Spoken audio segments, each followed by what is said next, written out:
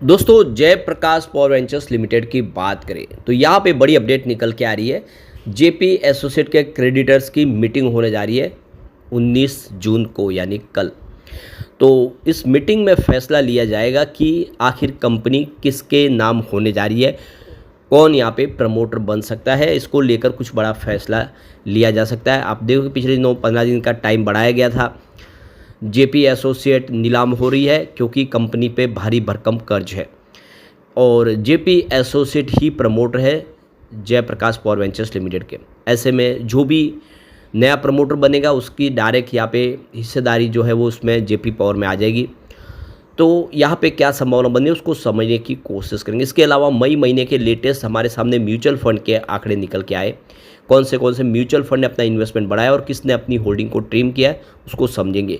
इसके अलावा JP power जो एक प्रॉफिटेबल कंपनी है और फंडामेंटली बहुत मजबूत है, क्या है इसके आगे की संभावना, क्योंकि कंपनी क्लीन एनर्जी में भी काम करती है जो सरकार का इस समय बड़ा विजन है। ऐसे में क्या जेपी पावर कमाल करेगा। लेकिन फ्रेंड्स उससे पहले अगर आप पहली बार हमारे चैनल पे आए तो चैनल को सब्सक्राइब कर दीजिए, एक बेल आइकॉन दबा दीजिए ताकि जब भी नया वीडियो बने पहला नोटिफिकेशन आपको मिले। वीडियो पसंद आए तो लाइक से ज़रूर कीजिए। चलो फ्रेंड्स वीडियो स्टार्ट करते हैं। मैं हूँ आपका दोस्त एस.बी. दवे और हमारे अपने चैनल ऑनलाइन कमाई में आपका बहुत बहुत स्वागत है। सबसे पहले बाज़ार की बात कर ले। इस समय 12:30 का टाइम है। बीएसई सेंसेक्स 81,360 के स्तर पर है जहां पे 222 पॉइंट की गिरावट है यानी 0.27% डाउन है बीएसई सेंसेक्स। आज बाज़ार की शुरुआत ही गिरावट के साथ हुई थी, लेकिन आप देखें तो इंट्राडे में बाज़ार में तेज़ी भी बनी। 81,800 का स्तर बनाया लेकिन तेज़ी रह नहीं पाई। ऊपर के लेवल से बिकवाली शुरू हो गई, बाज़ार में दबाव की स्थिति है। आज निफ्टी एनर्जी में गिरावट देख सकते हो उससे ज़्यादा है। 35,647 के स्तर पे आपको इस समय निफ्टी एनर्जी दिखाई देगा जहाँ पे 188 पॉइंट की गिरावट है यानी 0.53% डाउन है निफ्टी एनर्जी। तो इसका असर यहाँ पे जेपी पावर पे भी देखने को मिला है। तो 17.29 पर ट्रेड कर रहा है इस समय स्टॉक, जहाँ पे 0.69% की गिरावट है क्योंकि बाजार में गिरावट का माहौल है। ऐसे में स्टॉक आप देखो कि थोड़ा सा दबाव की स्थिति में। वैसे इंट्राडे में स्टॉक तेज़ी की तरफ आगे बढ़ता हुआ दिखाई दिया था। जैसे जैसे बाजार रिकवर हुआ था उसमें तेज़ी आई थी, लेकिन बाजार में गिरावट से स्टॉक फिर नीचे आया। वॉल्यूम काफ़ी अच्छा हो रहा है। देख सकते हो कि पिछले 1 महीने पहले इसका 8 करोड़ का वॉल्यूम था, 3 करोड़ की डिलीवरी उठाई गई थी। 1 वीक पहले 12 करोड़ का वॉल्यूम हुआ था, सामने 3 करोड़ की ही डिलीवरी उठाई गई थी। और कल 5 करोड़ का वॉल्यूम हुआ था, 2 करोड़ की डिलीवरी बेस काम हुआ। और आज सुबह सुबह आप देख सकते हो 11 बजे के आसपास 3 करोड़ का वॉल्यूम हो चुका है। नहीं, वॉल्यूम ज़बरदस्त दिखाई दे रहा है। इस समय करोड़ों शेयर की यहाँ पे अदला बदली होती हुई दिखाई देगी। अब जो बड़ी अपडेट निकल के आ रही है, जयप्रकाश एसोसिएट लिमिटेड ने एक्सचेंज को जानकारी दी है। यहाँ पे ये जो नोटिस के माध्यम से उसमें ये कहा गया है कि यहाँ पे देखो कि ये 14th मीटिंग होगी कमेटी ऑफ क्रेडिटर्स की। और आप देखो कि जो एनसीएलटी की तरफ से ऑर्डर पास किया गया है कंपनी के नीलामी को लेकर, तो इंसॉल्वेंसी प्रक्रिया और बैंकरप्सी कोड 2016 के तहत यहाँ पे जेपी एसोसिएट नीलाम हो रहा है। बहुत सारे लिस्ट में शामिल है जो कंपनियाँ इसको खरीदना चाहती है। तो ये पूरा जो कॉर्पोरेट इंसॉल्वेंसी रिजोल्यूशन प्रस्ताव है इसको लेकर क्रेडिटर्स की मीटिंग कल होगी जिसमें कुछ बड़ा फैसला किया जा सकता है। कंपनी किसको सौंपना है, किसके प्रस्ताव को मानना है।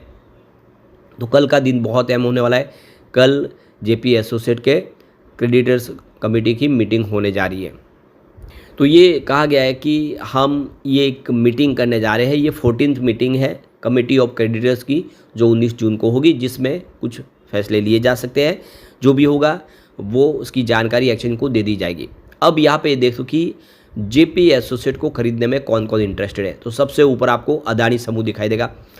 अदानी ग्रुप इस कंपनी को दिवालिया प्रक्रिया के तहत इस कंपनी का अधिग्रहण करना चाहता है। अदानी ग्रुप के संबंध से इसका बिजनेस है, जिसके में कंपनी का सीमेंट का बिजनेस है, कंपनी का पावर सेक्टर का बिजनेस है, जो अदानी ग्रुप के बिजनेस है। तो इससे अदानी की और ताकत बढ़ेगी।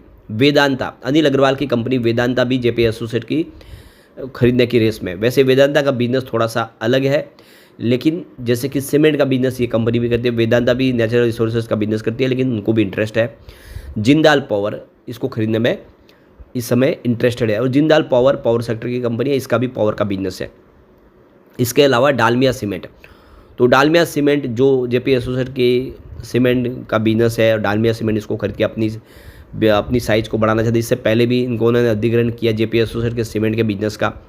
इसके अलावा ओबेरॉय रियल्टी भी इस लिस्ट में शामिल है, क्योंकि आप देखें इसका जो होटल का बिजनेस भी है, और इसीलिए ओबेरॉय रियल्टी इसके होटल के बिजनेस के अधिग्रहण के लिए अब लिस्ट में शामिल है। इसके अलावा भी बहुत सारी कंपनी, जिसमें Patanjali Ayurvedic, JSW, GMR, Welspun, Kotak, Ultranet asset managers जैसी कंपनियां भी शामिल है जो इस रेस में है और वो जेपी एसोसिएट को खरीदना चाहती है। अब किसके नाम पे कंपनी होगी ये तो आने वाला वक्त ही बताएगा।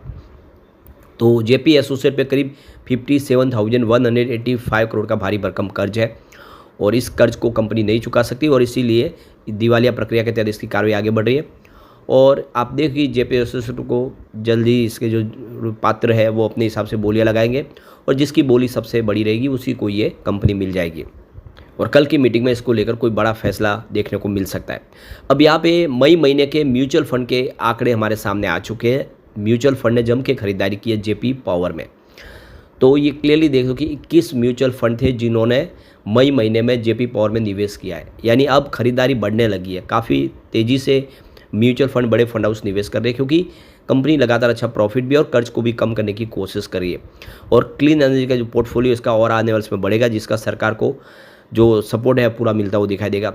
वैसे 6 म्यूचुअल फंड ऐसे भी है जिन्होंने एग्जिट ले लिया, उन्होंने अपनी यहाँ पे बिकवाली की है, लेकिन आंकड़ा जो भारी है वो खरीदारों का है, ये क्लियर दिख रहा है। तो यहाँ पे करीब देख सकते हो कि 3,74,619 स्टॉक की अदला बदली होती हुई दिखाई देगी मई 2025 में। अब वो कौन से म्यूचुअल फंड एक बार वो भी देख लेते हैं। तो 31 मई 2025 के लेटेस्ट आंकड़े के हिसाब से Nippon India Nifty small cap 250 index direct ने 8.82 करोड़ का इन्वेस्टमेंट किया है। 2.04% की holding month on month basis पे उनकी बढ़ी है। SBI Nifty small cap 250 index direct की बात करो 5.54 करोड़ का इन्वेस्टमेंट किया है। 1.96% की होल्डिंग उनकी मंथ ऑन मंथ बेसिस पे बढ़ चुकी है। इसके अलावा HDFC Nifty small cap 250 ETF ने 4.49 करोड़ का इन्वेस्टमेंट किया है। 1.73% की holding month on month basis पे उनकी बढ़ी है। इसके अलावा Motilal Oswal Nifty small cap 250 index direct की बात करो 3.58 करोड़ का इन्वेस्टमेंट किया है। 2.13% की होल्डिंग उनकी भी मंथ ऑन मंथ बेसिस पे यहाँ पे आपको बढ़ती हुई दिखाई देगी। ICICI Pru Nifty small cap 250 index direct की बात करें तो 1.94 करोड़ का इन्वेस्टमेंट किया है। 0.94% की होल्डिंग उनकी मंथ ऑन मंथ बेसिस पे बढ़ चुकी है। HDFC Nifty small cap 250 index direct की बात करें 1.84 करोड़ का इन्वेस्टमेंट किया है। 2.67% की holding month on month basis पे बढ़ी है।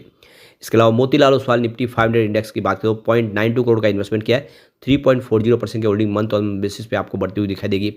Nippon India Nifty 500 equal weight index की बात करें तो 0.77 करोड़ का इन्वेस्टमेंट किया है। 3.14% की holding month on month basis पे आपको बढ़ती हुई दिखाई देगी।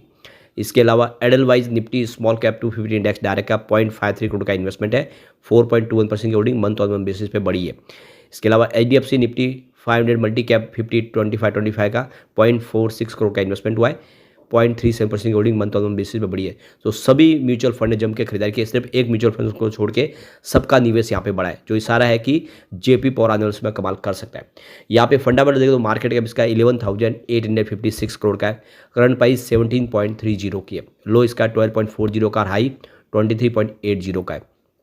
स्टॉक का पी 14.6 है, जो इसकी पेयर कंपनी की तुलना में बहुत ही ज़्यादा कम है।